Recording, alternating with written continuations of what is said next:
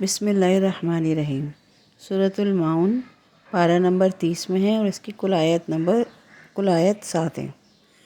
اور یہ ترتیب کے حساب سے 107 نمبر پہ ہے۔ سورۃ الماؤن میں نماز کے بارے میں بتایا گیا ہے اور یتیموں کے بارے میں بتایا گیا ہے کہ ان کا کیسا خیال رکھیں، لوگوں کی کیسے مدد کی جائے اور عبادت اخلاص کے ساتھ کی جائے۔ اس کے علاوہ بتایا گیا ہے کہ منافقت اور غفلت سے بچیے، نماز میں دکھلاوا مت کرو، غافل نہ ہو جاؤ، بلکہ نماز پوری اخلاص کے ساتھ پڑھو۔ اس کا ترجمہ ہے بسم اللہ الرحمن الرحیم۔ آیت نمبر 1، کیا تم نے اس شخص کو دیکھا جو جزا و سزا قیامت کو جھٹلاتا ہے؟ وہی ہے جو یتیم کو دھکے دیتا ہے اور مسکین کو کھانا کھلانے کی ترغیب نہیں دیتا۔ بس تباہی ہے ان نمازیوں کے لیے جو اپنی نماز سے غفلت برتتے ہیں۔ نمبر 6 آیت ہے، جو ریاکاری کرتے ہیں اور معمولی چیزیں بھی دینے سے گریز کرتے ہیں۔ اس صورت میں پہلی ہی آیت میں یہ بتایا گیا کہ کیا تم نے اس شخص کو دیکھا ہے جو جزا و سزا کو قیامت کو جھٹلاتا ہے، یعنی پہلے ہی بتا دیا کہ ہر وہ شخص جو اللہ کا حکم نہیں مانتا، اس کا مطلب ہے وہ جزا و سزا کو جھٹلاتا ہے، جو انسانیت کا لحاظ نہیں کرتا، جیسے یتیم کو دھکے دیتا ہے، یعنی یتیم کی پرواہ نہیں کرتا ہے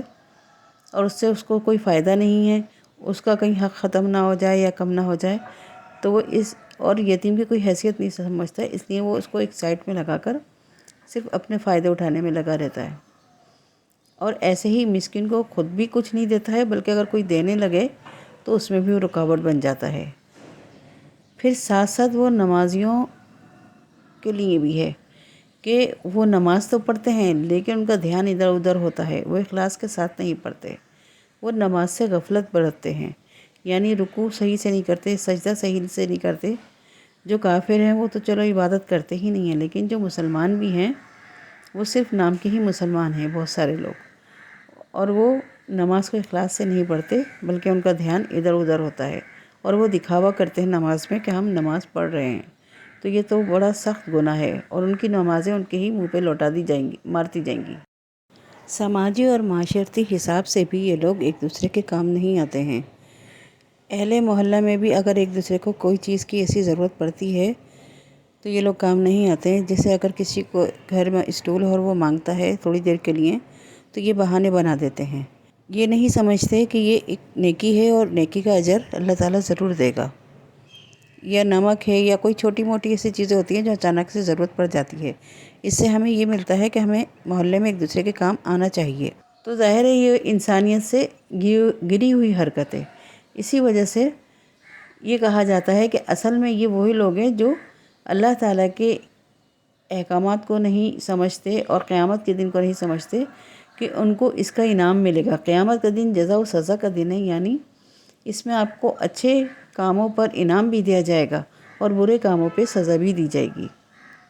اب وہ سمجھتے ہیں کہ قیامت کا دن آئے گا ہی نہیں، ہم مریں گے ہی نہیں اور ہمیں جزا اور سزا سے کوئی واسطہ ہی نہیں ہوگا، اسی لیے وہ ایسی حرکتیں کرتے ہیں۔ تو سورۃ الماؤن میں صرف نماز پڑھنے کا ہی نہیں بتایا گیا کہ نماز پڑھو اور اخلاص کے ساتھ پڑھو، بلکہ یتیموں اور غریبوں کا خیال رکھنا بھی بتایا گیا ہے اور اخلاص کے ساتھ عبادت کرنے کا ہدایت کی گئی ہے،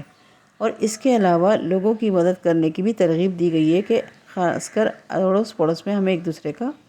خیال رکھنا چاہیے۔ اگر ہم ان باتوں پر عمل کریں تو ہمارا معاشرہ بھی بہتر ہو سکتا ہے اور ہم اللہ کی رضا بھی حاصل کر سکتے ہیں۔ تو بس آئندہ سے ہم خیال رکھیں گے انشاءاللہ ایک دوسرے کا اور اپنے ارد گرد کا۔